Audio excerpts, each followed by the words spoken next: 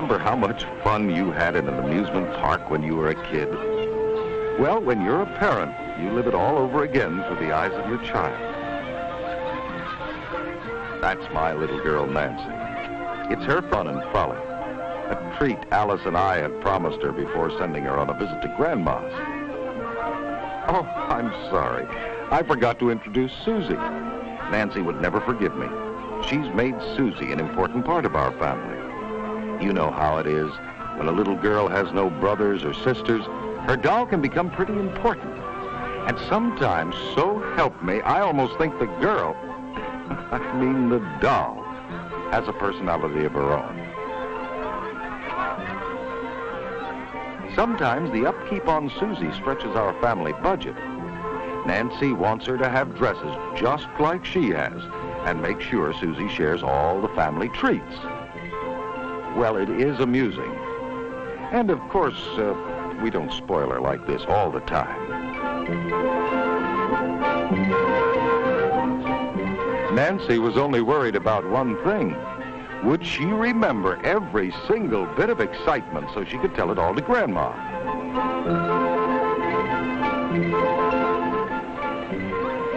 Alice said roller coasters are all right. But she prefers riding in the family car. We both enjoy taking long drives together, and this one had a special purpose.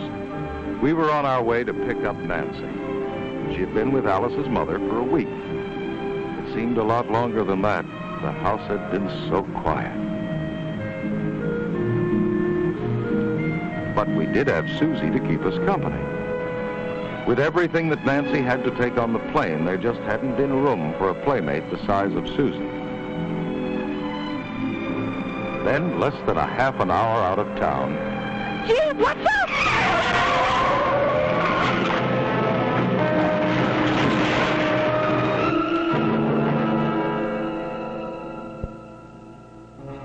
Although we were both wearing seatbelts, Alice was badly shaken up. I blamed myself for maybe driving a little too fast. You always feel guilty at a time like this, even when it's the other fellow's fault. I'd have to get Alice over to Dr. McAllister right away. Then we discovered something that gave us both a genuine shock. What if this had been Nancy?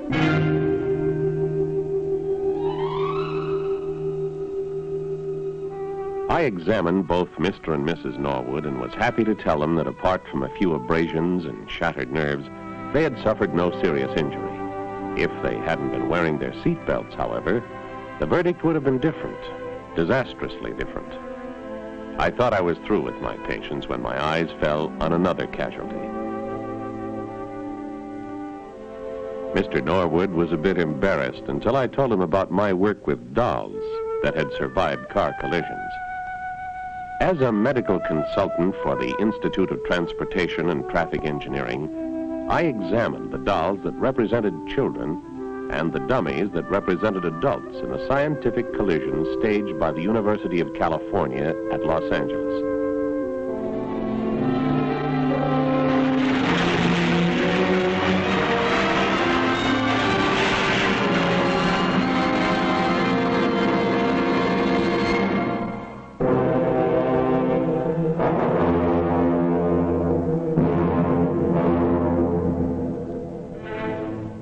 Strategically placed cameras covered everything that happened during impact.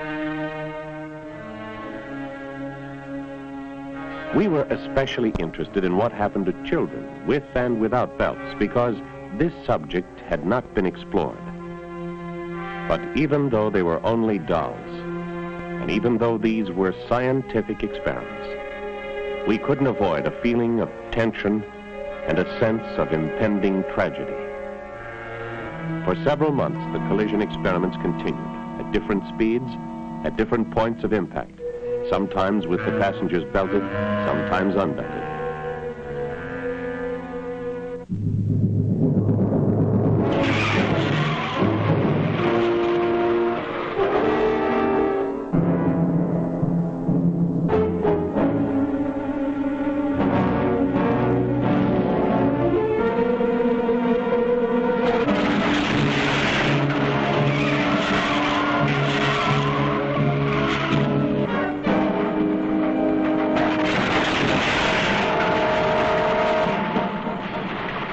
such as these of 30 and 40 miles an hour may be moderate by today's driving standards, but not to the motorist slammed about against glass and metal.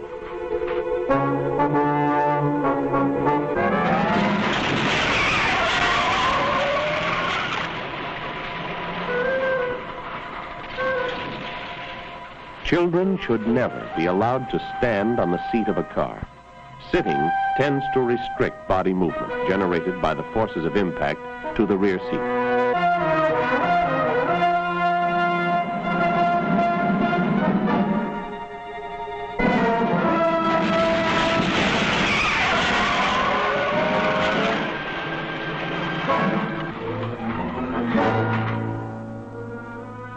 In many cases where the children were not restrained, our diagnosis of probable injuries showed that they would have been killed. Babies held on laps were thrown completely out of the car. Even in the most severe collisions, university findings showed that the 3-year-olds seated on cushions and restrained by adult belts came through uninjured. As a result of these experiments, it was found that for 1-year-olds, the anchored harness, or harness secured by passing a seatbelt strap through the loops, was the most effective means of restraining the little ones. We found that infants were safest in bassinets, with the long axis of the bassinet aligned with the longitudinal axis of the car and strapped in this position. We also found that infants or children must never be held on the lap and restrained with the adult's belt, as collision forces tend to crush the child. Perhaps you think a collision can never happen to you, but the children will be safer if you admit that it could and prepare accordingly.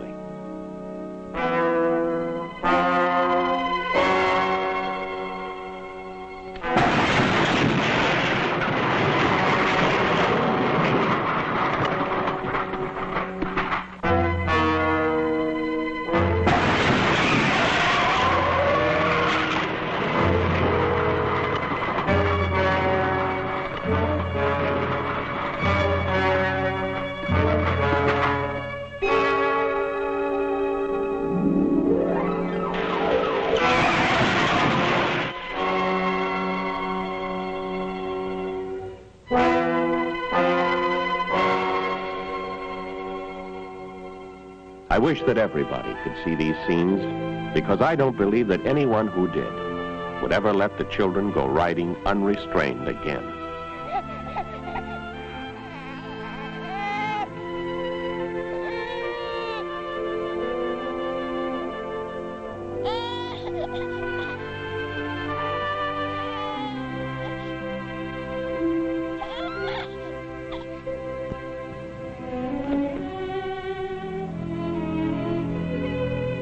Of course, I had already made up my mind to have the back seat belts installed while the car was in the shop. And we never go anywhere now that we aren't all safely belted. Oh, yes. You're probably wondering about Susie. Dr. McAllister knew where to send us, and now she's as good as new. She may be only a doll, but she's never left out. And that includes a safety belt for Susie. Many people who would do anything to protect their children do nothing to save them from injury, pain, or death in the motor accidents that can happen at any time. This is a frank appeal to all mothers and fathers. Without restraints, such as safety belts, the rear seat of an automobile in itself is not adequate protection. University research shows that children who will otherwise be killed can live to prove that safety is no accident.